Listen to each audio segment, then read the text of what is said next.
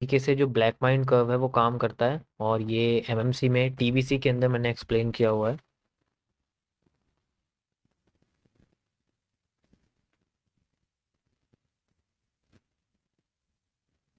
This is the trend bending concept, और ये bended market में यूज होता है जब ट्रेंड स्ट्रेट की बजाय कर्व मूवमेंट क्रिएट करने लग जाए।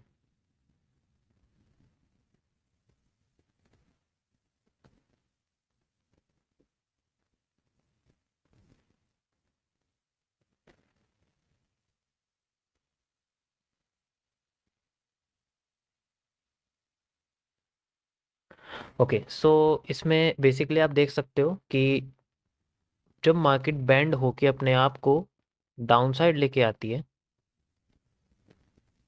तो इस तरीके से वो अपने आप को मूव करती है। तो ऐसे में हम क्या करते हैं, आपको पता है कि जो भी यहाँ पर कैंडलस्टिक पैटर्न होते हैं बेसिकली, यहाँ पर, यहाँ पर, यहाँ पर,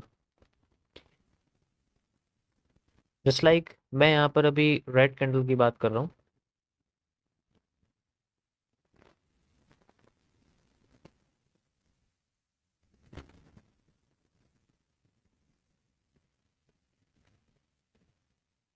तो हम इनसे, इनकी जितनी भी ओपनिंग होती है, इनके साथ एक कर्व लाइन कनेक्ट करते हैं।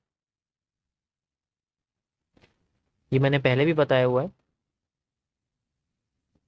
तो हम मार्केट के बेंडेड पोर्शन को आइडेंटिफाई कर सकते हैं। लेकिन ये जो कर्व है, ये ब्लैक माइंड नहीं होता।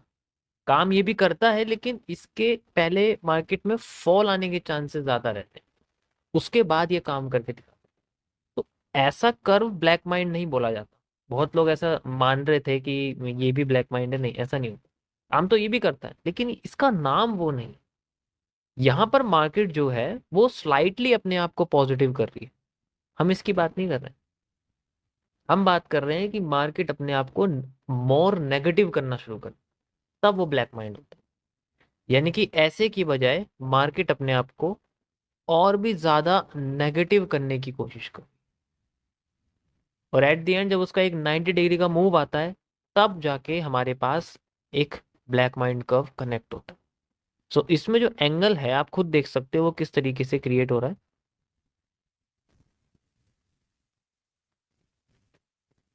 जितनी भी टॉप पे रेड कैंडल्स हैं, हम उनकी ओपनिंग को कनेक्ट करेंगे लाइक दिस।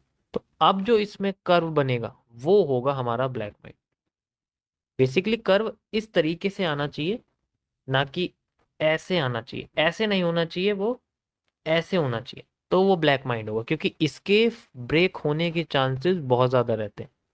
सो ये चीज़ याद रखनी है कि जब भी हम कर्व लगाएंगे तो बेसिकली कैंडल की जो ओपनिंग है उससे हमें कनेक्ट करना है बाकी के सारे ओपनिंग को, यहाँ भी, यहाँ भी, और साथ में यहाँ भी।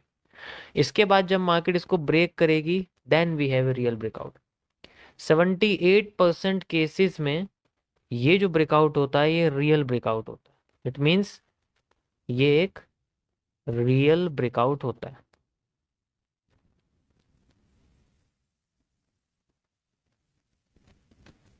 बाकी हम इसकी जो डिमांड सप्लाई वो मेजर कर सकते हैं।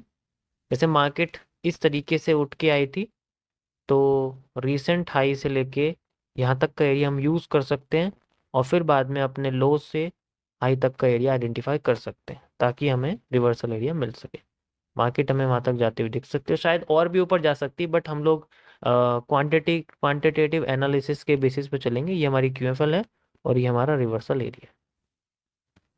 इस तरीके से हम इसको यूज़ कर सकते हैं। अब मैं इसको आपको चार्ट पे दिखाता हूँ कैसे ये काम करता है। ओके गाइस, सो आप देख सकते हो इसके अंदर एक मेरे पास अभी लाइव में बिटकॉइन यूएसडी के 1 मिनट के टाइम फ्रेम पे एक एनालिसिस निकला है। वैसे तो ये मार्केट बैंड ही हो रही है, सो आप इसमें जितनी भी रेड कैंडल्स हैं उनको देख सकते हैं। ये ओके, ये और ये, ठीक है। तो इसमें कोई इशू नहीं है, मैं इन सारे पॉइंट्स को कनेक्ट करूंगा कर्व लाइन के जरिए, टॉप टू बॉटम। एंड आप देख सकते हो ये वही नेगेटिव होती जा रही है मार्केट, जैसा कि मैंने आपको भी समझाया था। फिर मार्केट नेगेटिव होती चली जाएगी तो वो हमारे लिए ब्लैक माइंड, हमारे लिए ये एरिया सारा का सारा अभी ब्रेक ऑफ स्ट्रक्चर मार्केट ने कराया अपना नीचे, तो एक बड़ी सी IFC कैंडल आई है, आप देख सकते हो इसमें, सॉरी, ब्रेक ऑफ स्ट्रक्चर किया हुआ है।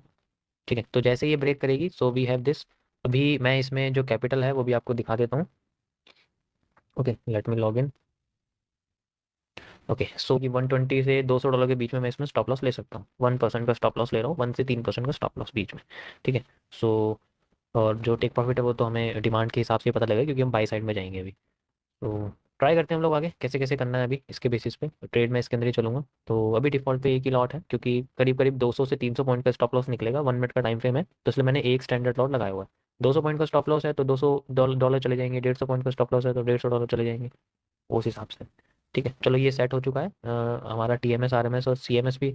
अब इसके बाद हम बस वेट करते हैं मार्केट में इस कर्व लाइन का ब्रेक होने का। ये हमारे लिए ब्लैक माइंड है, मैं इसका नेम भी यहाँ लिख देता हूँ। ठीक है? मतलब ब्लैक माइंड का ब्रेकआउट शुरू हो जाएगा। जैसे ही ब्लैक माइंड का ब्रेकआउट शुरू होगा हमारा जो एरिया है वो दोबारा से आ जाएगा।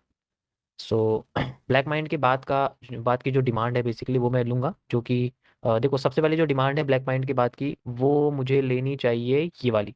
ठीक है, ये डिमांड है और ये एंड से ही मेजर होगी, इसीलिए ट्रेड पहले ही लगेगी इसमें। मैं जानता हूँ कि ब्लैक माइंड का ब्रेकआउट हम यूज कर सकते हैं, लेकिन ब्रेकआउट बस एक कंफर्मेशन होता है, एविडेंस होता है। ब्रेकआउट जो होता है वो एविडेंस होता है कि हाँ ब्रेकआउट हो चुका, अब मार्केट हमारे फेवर में जाएगी। ब्रेकआउट का मतलब ये नहीं कि ब्रेकआउट हो गया तो मैं ट्रेड चल दूंगा, ऐसा नहीं है, चल सकते हैं, ऐसी कोई बात नहीं है, ब्रेकआउट पे भी ट्रेड चल सकते हैं, but it just supply demand तो इसके बॉटम से बॉटम तक ही मेजर करोगे ना।